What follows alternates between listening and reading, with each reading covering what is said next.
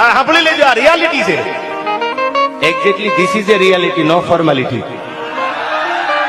આ અનુભવ કર્યા વડીલો આમાં બેઠા માવડીઓને પૂછો તો એ બધા એમ કહે છે કે બાપા અમને ખબર નથી, પરિણા પછી ખબર પડી કે આ અમારા ભાગમાં આવ્યા એમ. પણ એમાં તમે યાદ રાખજો, વડીલો બુદ્ધિવાળા હતા, એને જાત જોઈ છે, જાત નથી જોઈ. જાત જોતા હતા, ખાનદાની હોય. એક ભાઈના ઘરેથી બેનને કેન્સર થયું, એટલે દવા હાલતી હતી. સમય છે ને તમારી આગળ સાંભળવાનો, વાત હું તો કરું, પછી ગીત ગાવાય છે તમને ગમે એવા.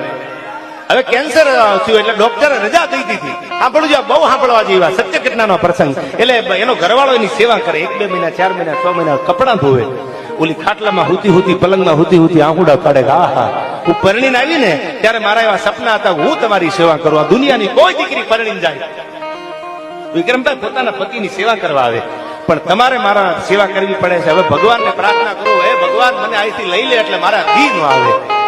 ત્યારે ઓલો ઉભો થઈ પોતાની અર્ધાંગના પોતાની ઘરવાળીનું માથું ખોળામાં મૂકી અને એટલું બોલ્યો કે આવું બોલમાં મને હરમ નથી થતી. શું કામ આવું બોલો, મરવાની વાતું કરે કે કા કે મારું હક પણ થયું ને તેથી તારો બાપ રૂપિયા વાળો હતો અને હું તો બહુ ગરીબ હતો. ઘણા હગાવાળા ભેળા થઈને ના પાડી દીધી, દીકરી ન દેવાય. તેથી તારા બાપે કીધું તું કે એની હાથ પેટીનો અમને ભરોહો છે, એ ખાનદાન માણસ છે. અને હવે જો મરતી પથારીએ તારી સેવા ન કરું તો મારી હાથ પેઢીઓ માથે પાણી ફરી જાય. હું ઈ બાપની ઓલાદ છું.